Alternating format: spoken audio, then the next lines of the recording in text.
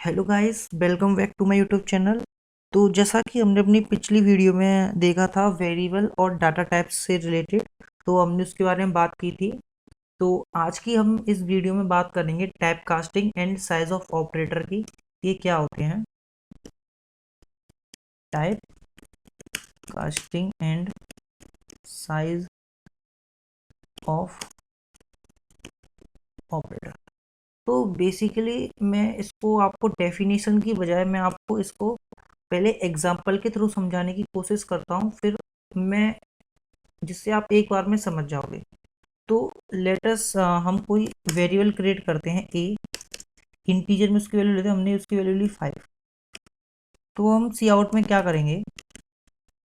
हम सी आउट में ए divide by 2 करेंगे, कर देंगे। तो गाइस अगर मैं इसको सोल्व करूं तो आपके अकॉर्डिंग इसका आंसर आना क्या चाहिए? 5/2। तो देखते हैं कि हमारी कोडिंग में इसका आंसर क्या आता है अगर हम इसको सॉल्व करके देखें। तो गैस आप यहाँ पर देख रहे होंगे कि यहाँ पर आंसर ओनली 2 आया। लेकिन ये क्या हुआ? लेकिन आप तो सोच रहे होगे कि 5/2 करते हैं तो 2.5 आना चाहिए था, लेकिन ये अकेला 2 क्यों आया?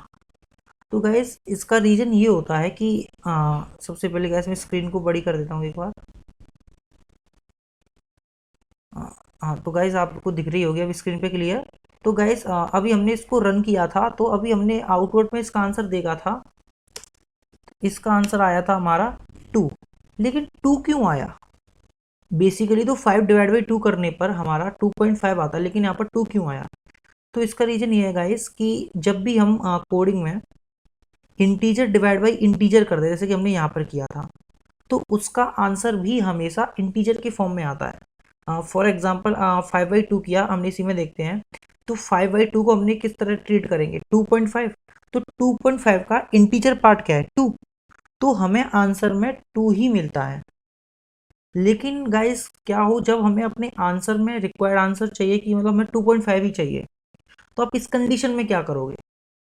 तो इसी कंडीशन में हम टाइप कास्टिंग का यूज़ करते हैं कि मतलब हम वेरिएबल को, एक टाइप के वेरिएबल को दूसरे टाइप के वेरिएबल में टाइप कास्ट कर सकते हैं, मतलब उनका डाटा टाइप चेंज कर सकते हैं। हाँ, मैं आपको इसी के नीचे करके दिखाता हूँ। सी आउट टाइप कास्टिंग का वो क्या होता है, मैं गाइस आपको एक बार बता देता हूँ। टाइप कास्टिंग का सिंटेक्स क्या होता है? टाइप कास्टिंग में अगर आपको कोई भी नाम लिखना है, फॉर एग्जांपल फ्लोट करना है, फ्लोट, तो आप या तो ऐसे कर लो, इसमें वैल्यू डाल दो ए,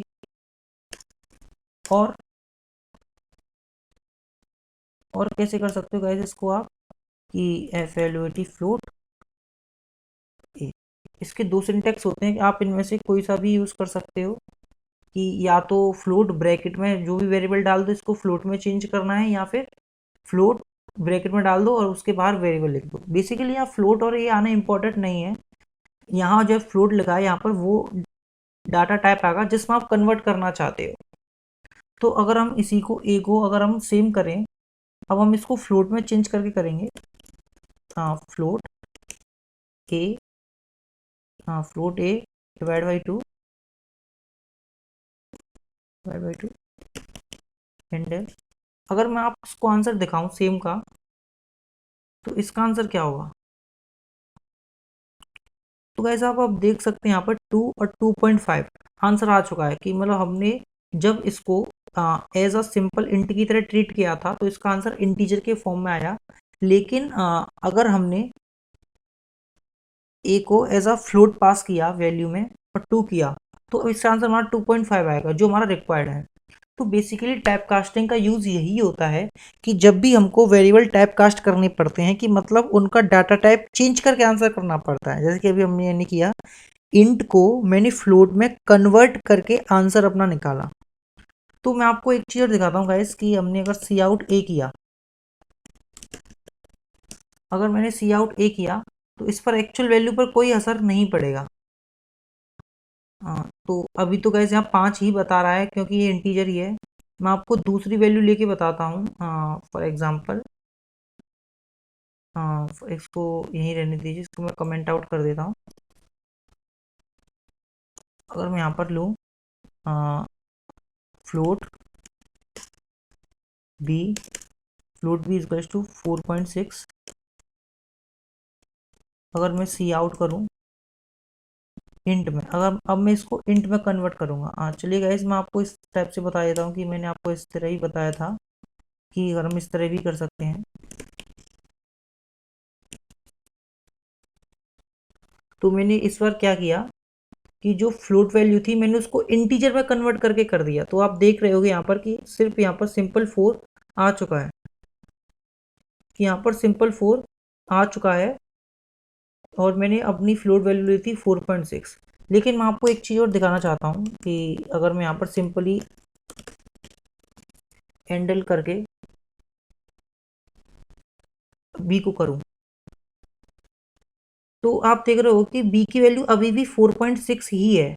मतलब हमने सिर्फ क्या किया कि हमने जो अपना सी आउट किया सिर्फ उसमें ही बी को एज अ इंटीजर ट्रीट किया है, लेकिन उसकी एक्चुअल वैल्यू पर कोई फर्क नहीं पड़ा। तो ये हमारी टाइप कास्टिंग होती है। बेसिकली आप किसी में भी कन्वर्ट करके कर सकते हो। अगर आप चाहो तो फ्लोट को करो तो आप फ्लोट को कन्वर्ट करो इंटीजर में। जनरली वैसे फ्लोट और इंटीजर में ही ज़्यादा रिक्वायरमेंट होती है, क्योंकि ये दोनों इंटर कन्वर्टेबल आराम से हो जाते हैं। कि जैसे हमें किसी भी इंटीजर पार्ट चाहिए, अब हमने इंट को एज अ हमने फ्लोट ट्रीट किया तो इसके लिए आपको ज़रूरत पड़ जाती है। तो आइए गाइस अब आगे चलते हैं साइज ऑफ ऑपरेटर का क्या यूज़ है। तो जैसे कि अभी हमने देखा कि हमने टैप कास्ट कर दिया, लेकिन जो साइज ऑफ ऑपरेटर होता है उसका यूज़ हम कैसे करते हैं, मैं आपको करके दिखाता हूँ। पहले मैं कुछ यहाँ पर चीज़ें लिख के दिखाता हूँ। साइज ऑफ, मैंने यहाँ पर ऐसा 4 लिखा, एंड एल।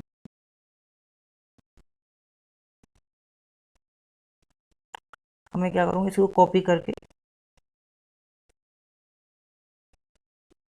4.6 फ्लोट 4.6। हाँ तो गाइज आप एक बार इनकी,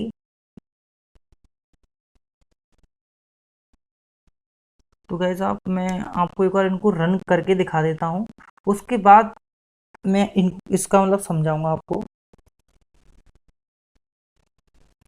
हाँ तो बेसिकली अगर आप यहाँ पर देख रहे होगे जैसे कि मैंने इसमें लिखा 4, साइज ऑफ 4, तो यहाँ पर 4 आया। साइज ऑफ 4.6 तो यहाँ पर 8 आया, और साइज ऑफ फ्लोट 4.6 तो यहाँ पर 4 आया। तो गैस ये क्या था कि मतलब हमने ऐसे साइज ऑफ ऑपरेटर के अंदर ये लिख दिए कुछ वैल्यूज, तो ये क्या आउटपुट में दे रहा है। तो बेसिकली हम साइज ऑफ ऑपरेटर का यूज किस लिए करते हैं, हम इसका यूज जब करते हैं कि ऐसे हमने वेरिएबल क्रिएट तो कर दिए, जैसे कि हमने फ्लोट क्रिएट किया, फ्लोट बी इंट ए क्रिएट किया, लेकिन ये क्रिएट तो हो गए, लेकिन ये मेमोरी में, हमारी जो मेमोरी है उसमें कितना स्पेस ऑक्यूपाई कर रहे हैं, बेसिकली ये बताता है साइज ऑफ ऑपरेटर कि ये कितनी मेमोरी ऑक्यूपाई कर रहे हैं। जैसे कि जो इंटीजर है हमारा 4 बाइट ऑक्यूपाई करता है। जो हमारा 4.6 है, और यहाँ पर एक छोटा सा ट्विस्ट है कि मैंने यहाँ पर जब 4.6 लिखा और यहाँ पर फ्लोट 4.6 लिखा तो दोनों की वैल्यू सेम नहीं थी, आप देख सकते हो। एक मिनट गाइस, मैं आपको दोबारा रन करके दिखाता हूँ एक बार।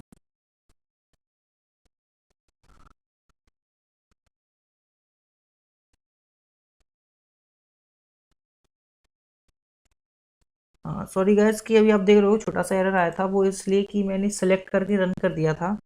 तो गाइस प्लीज़ ऐसा ना करिएगा कि मतलब जो सेलेक्ट करके हम रन करते हैं तो पर्टिकुलर वो उसी पार्ट को रन करता है। तो देखिएगा यहाँ पर 8 और यहाँ पर 4 आया, तो ये सेम क्यों नहीं आया, वो इसलिए कि जब भी हम सिंपल 4.6 ऐसे डेसिमल वैल्यू लिखते हैं तो कंपाइलर उसे एज अ डबल ट्रीट करता है, और डबल का जो हमारा स्पेस होता है मेमोरी वो होता है 8 बाइट, और जो फ्लोट का होता है जो उसका होता है हमारा फ्लोट का होता है हमारा 4 बाइट्स। तो सेम थी, अगर मैंने सिंपल 4.6 लगा तो उसने 8 बाइट ली, और मैंने साइज अब निकाला फ्लोट में कन्वर्ट करके 4.6 को, तो उसकी वैल्यू हमारे पास 4 आई। तो आप इसको चेंज करके भी कर सकते हो। फॉर एग्जांपल कि अगर आपको कोई भी वेरिएबल आपने क्रिएट किया है, जैसे कि इंट ए इजिकल्स टू 5, अगर मैं सी आउट करके अगर इसका साइज देखूं, साइज ए, तो ये क्या आएगा?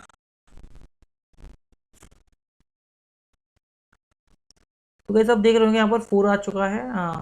वो तो कोई नहीं, वो पहले के 3 पहले के स्टेटमेंट दिखा रहा है जो, लेकिन हमने लास्ट स्टेटमेंट लिखी है ये वाली, साइज ऑफ ए, जो हमने वेरिएबल क्रिएट किया इंट टाइप का, तो वो उसी का बता रहा है कि जैसे कि हम अगर कोई वेरिएबल क्रिएट करते हैं, जैसे कि अभी हमने ऊपर क्या दिया, डायरेक्ट वैल्यूज पुट कर देती हैं, तो वो कंपाइलर उनको अपने हिसाब से अकॉर्डिंगली उन्हें चेक कर रहा था। लेकिन यहाँ पर हमने पर्टिकुलर कोई वेरिएबल ऑलरेडी बना दिया है, उसका साइज हम निकाल रहे हैं। तो आज की वीडियो में इतना ही। तो और बाकी का आप चेक करके देख लीजिए, जैसे कि और भी वेरिएबल हैं। हमने डाटा टाइप बताए थे, जैसे कि बूलियन वगैरह के और करेक्टर के, डबल फ्लोट। तो आप बेसिकली ज़्यादा नहीं तो आप एक बार इनका तो देख ही लीजिए कि इतनी कितनी मेमोरी लेती हैं। तो आज की वीडियो में गैस इतना ही, और हम अपनी अब नेक्स्ट वीडियो मिलेंगे ऑपरेटर के साथ, कि हम अपनी नेक्स्ट मतलब ऑपरेटर कराएंगे कि ऑपरेटर क्या होते हैं, उससे रिलेटेड कुछ क्वेश्चंस भी कराएंगे। तो अब हम अपनी जो प्रैक्टिस वाली प्लेलिस्ट है उसमें भी क्वेश्चन ऐड करना स्टार्ट कर देंगे, तो उसकी प्लेलिस्ट की लिंक मैं आपको अगली वीडियो से प्रोवाइड करा दूंगा। तो गाइस आज की वीडियो में इतना ही, और हम जाते हैं। Till then keep learning, keep coding.